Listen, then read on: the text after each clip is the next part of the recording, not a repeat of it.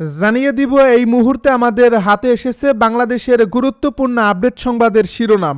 শুরুতেই থাকছে 12 ফেব্রুয়ারির আগেই বড় ধাক্কা, ইউনূস পতনের দ্বারপ্রান্তে, ট্রাম্প কার্ডে শেখ হাসিনার কামব্যাক। এ নিয়ে থাকবে আমাদের একটা গুরুত্বপূর্ণ প্রতিবেদন, তাই সম্পূর্ণ ভিডিও জুড়ে আমাদের সাথেই থাকুন। এবারে জানিয়ে দিব কথিত একটি রাজনৈতিক দল নির্বাচন বানচালের চেষ্টা করছে বলে মন্তব্য বিএনপি নেতা মির্জা আব্বাসের। সব শেষে জানিয়ে দিব নির্বাচনে বিএনপি জামায়াতের হাড্ডাহাড্ডি লড়াইয়ের আভাস। এতক্ষণ শুনছিলেন হাতে থাকা আপডেট সংবাদের শিরোনাম, এবারে বিস্তারিত। তবে তার আগে অনুরোধ রইল ভিডিওটিতে একটি লাইক এবং কমেন্ট করে জানিয়ে দিন ভিডিও সম্পর্কে আপনার মূল্যবান মতামত। আরও জানিয়ে দিন ভিডিওটি কোথা থেকে দেখছেন বা কোন জেলা থেকে দেখছেন। 12 ফেব্রুয়ারির আগেই বড় ধাক্কা, ইউনূস পতনের দ্বারপ্রান্তে, ট্রাম্প কার্ডে শেখ হাসিনার কামব্যাক। 12 ফেব্রুয়ারির নির্বাচনকে সামনে রেখে বাংলাদেশের রাজনীতি এখন এমন এক সন্ধিক্ষণে দাঁড়িয়ে আছে যেখানে প্রতিটি ঘন্টা, প্রতিটি সিদ্ধান্ত এবং প্রতিটি আন্তর্জাতিক ইঙ্গিত পুরো রাষ্ট্র ব্যবস্থাকে নতুন দিকে ঠেলে দিতে পারে। আর ঠিক এই মুহূর্তেই ডক্টর মুহাম্মদ ইউনূসের নেতৃত্বাধীন অন্তর্বর্তী সরকারের ভবিষ্যৎ নিয়ে সবচেয়ে বড় প্রশ্নটি সামনে আসে। এই সরকার কি আদৌ নির্বাচন পর্যন্ত টিকে থাকতে পারবে, নাকি এর আগেই ঘটতে যাচ্ছে এক বড় রাজনৈতিক ধাক্কা? কারণ দেশের ভেতরের অর্থনৈতিক বিপর্যয়, দ্রব্যমূল্যের লাগামহীন ঊর্ধ্বগতি, গ্যাস বিদ্যুৎ সংকট, আইনশৃঙ্খলা অবনতি এবং মানুষের জীবনের নিরাপত্তাহীনতা এমন এক পর্যায়ে পৌঁছেছে যেখানে সাধারণ মানুষের মধ্যে জমে উঠেছে গভীর ক্ষোভ ও হতাশা।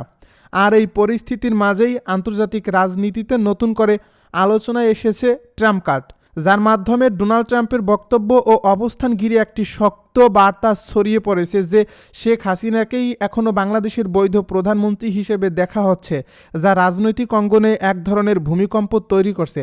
কারণ এই বক্তব্য শুধু একটি কূটনৈতিক মতামত নয়, বরং এটি বাংলাদেশের ক্ষমতার ভারসাম্যে বড় ধরনের প্রভাব ফেলতে পারে, যার ফলে মনে করছেন বিশ্লেষকেরা। বিশেষ করে যখন ডক্টর ইউনূসের পদত্যাগ ও গ্রেপ্তারের গুঞ্জন, রাষ্ট্রপতির সাংবিধানিক ক্ষমতা এবং জরুরি পরিস্থিতিতে ক্ষমতা হস্তান্তরের সম্ভাবনা একসঙ্গে আলোচনায় আসছে, তখন স্বাভাবিকভাবেই প্রশ্ন উঠছে, আওয়ামী লীগ কি আবারও ক্ষমতায় ফেরার পথে এগোচ্ছে? সক্রিয়তা বাড়ছে। অন্যদিকে বিএনপি ও তাদের মিত্রদের মধ্যে স্পষ্ট দ্বিধা ও কৌশলগত বিভ্রান্তি কাজ করছে। কেননা একদিকে তারা নির্বাচন চায়, আবার অন্যদিকে তারা জানে যে নির্বাচন পূর্ব বা নির্বাচনকালীন যে কোনো বড় গণ আন্দোলন পরিস্থিতিকে পুরোপুরি পাল্টে দিতে পারে।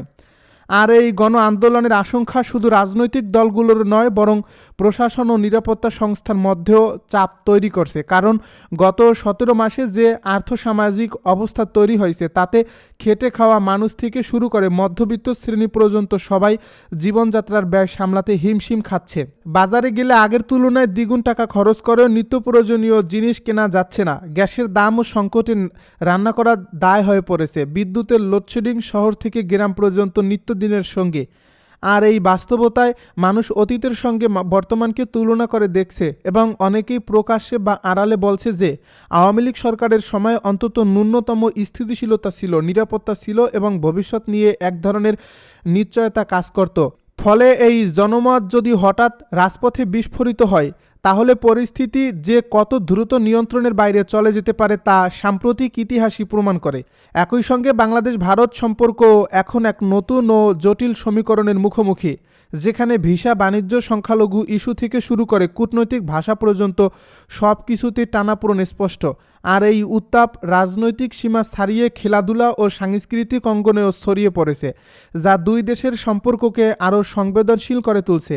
আন্তর্জাতিক সম্পর্ক বিশ্লেষকেরা বলছেন, এই সময়ে দিল্লি ও ঢাকার উভয় পক্ষেরই দায়িত্বশীল ও সংযত আচরণ জরুরি। কারণ যে কোনো উস্কানিমূলক বক্তব্য বা সিদ্ধান্ত পরিস্থিতিকে আরও ঘোলাটে করে তুলতে পারে। তবে একই সঙ্গে তারা এটাও বলছেন যে বাংলাদেশের ভেতরে রাজনৈতিক স্থিতিশীলতা ছাড়া আঞ্চলিক সম্পর্ক কখনোই স্বাভাবিক হতে পারে না। আর সেই স্থিতিশীলতা ফিরিয়ে আনার ক্ষেত্রে শেখ হাসিনার নেতৃত্বকে এখনও অনেক আন্তর্জাতিক শক্তি একটি কার্যকর বিকল্প হিসেবে বিবেচনা করছে, যার কারণে ট্রাম্পের বক্তব্যকে নিছক কথাবার্তা হিসেবে না দেখে একটি কৌশলগত সংকেত হিসেবে দেখা উচিত। কথিত একটি রাজনৈতিক দল নির্বাচন বানচালের চেষ্টা করছে বলছে বিএনপি নেতা মির্জা আব্বাস।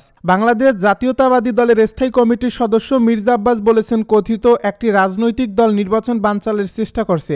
তিনি বলেছেন, কথিত একটি রাজনৈতিক দল যারা কোনোদিনই দেশের স্বাধীনতা সার্বভৌমত্বের পক্ষে ছিল না, তারাই মূলত নির্বাচন বাধাগ্রস্ত করতে খুন, সহিংসতা সহ নানা ইস্যু তৈরির চেষ্টা করছে। নির্বাচন বানচালের উদ্দেশ্যে নানা ধরনের অপচেষ্টা ও সহিংসতা করছে তারা, কারণ তারা নির্বাচনের জন্য প্রস্তুত নয়। সোমবার বিকেলে ঢাকা বারডেম হাসপাতাল অফিসার্স অ্যাসোসিয়েশনের উদ্যোগে সাবেক প্রধানমন্ত্রী বেগম খালেদা জিয়ার রুহের মাগফিরাত কামনা দোয়া মাহফিলের অনুষ্ঠানে বিএনপির এই সিনিয়র নেতা সব কথা বলেন। বিএনপি নেতা মির্জা আব্বাস বলেন, জনগণের পালস বুঝতে পেরেই জামানত বাজেয়াপ্তের ভয়ে দেশকে অস্থিতিশীল করার এসব অপচেষ্টা করছে তারা। পাশাপাশি দেশ ও দেশের বাহিরে কোটি কোটি টাকা ব্যয়ে বিএনপির বিরুদ্ধে প্রোপাগান্ডা ছাড়াতেও ব্যস্ত তারা। জনগণ তাদের ফাঁদে পা দেবে না। বিএনপির এই সিনিয়র নেতা বলেন, 2018 সালের নির্বাচনে আমরা বিভিন্নভাবে আক্রান্ত হয়েছিলাম। আমার বাসা হাসপাতালে পরিণত হয়েছিল। সেখান থেকে আওয়ামী সন্ত্রাসীদের আক্রমণে আহতদের বিভিন্ন হাসপাতালে নিতে 3টি অ্যাম্বুলেন্স অনবরত কাজ করছে। সেই সময় দেশনেত্রী বেগম খালেদা জিয়াও স্বৈরাচার সরকারের হিংসাত্মক আচরণের শিকার হয়েছিলেন। শেষ পর্যন্ত নিজের জীবনের বিনিময়ে আমাদের রক্ষা করেছেন দেশনেত্রী বেগম খালেদা জিয়া। তার উপরও অবিচার হয়েছে, অত্যাচার হয়েছে, তবু তিনি দেশ ছেড়ে যাননি। বিএনপির এই সিনিয়র নেতা বলেন, দীর্ঘ 17 বছর বিএনপির অসংখ্য নেতাকর্মী গুম খুনের শিকার হয়েছে। এখনও ষড়যন্ত্র চলছে। বিএনপির কোনো নেতাকর্মীর কথা বললেই সেটা বিকৃতভাবে প্রচার করা হয়। অপপ্রচার চালাতে সামাজিক যোগাযোগ মাধ্যমে কোটি কোটি টাকা লগ্নি করা হচ্ছে। মির্জা আব্বাস আক্ষেপ করে বলেন, আমাকে টার্গেট করা হচ্ছে। যারা আমার সম্পর্কে অপপ্রচার করছেন তারা অপরিপক্ক, তারা হয়তো আমার সম্পর্কে কিছু জানে না। বাংলাদেশ ব্যাংকে যাওয়ার ক্ষেত্রে 11টি কার্ড নিয়ে নিয়ম মেনে গিয়েছে, কিন্তু সামাজিক যোগাযোগ মাধ্যমে এমনভাবে উপস্থাপন করা হচ্ছে যেন শুধু আমার এলাকাতেই নির্বাচন হচ্ছে। এসব অপরিপক্করা যদি সংসদে আসে তাহলে সংসদের কি অবস্থা হবে আল্লাহ ভালো জানেন। নির্বাচনে বিএনপি জামায়াতের হাড্ডাহাড্ডি লড়াইয়ের আভাস। আসন্ন ত্রয়োদশ জাতীয় সংসদ নির্বাচনে বিএনপি এবং বাংলাদেশ জামায়াত ইসলামীর মধ্যে পরিসংখ্যানগতভাবে হাড্ডাহাড্ডি লড়াইয়ের সম্ভাবনা রয়েছে বলে এক জরিপে উঠে এসেছে। এই জরিপে দেখা গেছে নির্বাচনে বিএনপির ভোট 34.7%, এর বিপরীতে জামায়াতের ভোট 33.6%, অর্থাৎ দুই দলের মধ্যে ভোটের ব্যবধান 1.1%। অন্যদিকে জুলাই গণ অভ্যুত্থানের পরিপ্রেক্ষিতে গড়ে ওঠা নতুন রাজনৈতিক দল জাতীয় নাগরিক পার্টির প্রতি আস্থা রেখেছে 7.1% ভোটার। গতকাল সোমবার বিকেলে জাতীয় প্রেস ক্লাবের তোফাজ্জল হোসেন মানিক মিয়া হলে প্রাক নির্বাচনী জনমত জরিপে এসব তথ্য উঠে আসে। International institute of and diplomacy এ জরিপ পরিচালনা করে। সার্বিক সহযোগিতায় ছিল প্রজেকশন বিডি, জাগরণ ফাউন্ডেশন ও ন্যারেটিভ। এ সংবাদ সম্মেলনে জানানো হয়, জরিপটি 2025 সালের 21 নভেম্বর থেকে 20 ডিসেম্বর পর্যন্ত পরিচালিত হয়। এ জরিপে বাংলাদেশের 64টি জেলার 295টি সংসদীয় আসনের অন্তর্ভুক্ত মোট 22,134 জন নিবন্ধিত ভোটার অংশ নেন। এ সংবাদ সম্মেলনে জরিপের ফল উপস্থাপন করেন আইআইএলডির কর্মকর্তা শফিউল আলম শাহিন। জরিপ অনুযায়ী বর্তমান জনসমর্থনের ভিত্তিতে নির্বাচনে বিএনপির 34.7%, জামায়াত ইসলামীর 33.6%, এনসিপির 7.1%, ইসলামী আন্দোলন বাংলাদেশের 3.1% এবং অন্যান্য দলের 4.5% জনসমর্থন রয়েছে। এ জরিপে বলা হয়, জনসমর্থনের কারণ হিসেবে বিএনপির 72.1% সমর্থক দলটির অতীত অভিজ্ঞতা ও প্রশাসনিক সক্ষমতাকে সমর্থনের প্রধান কারণ হিসেবে উল্লেখ করেছেন।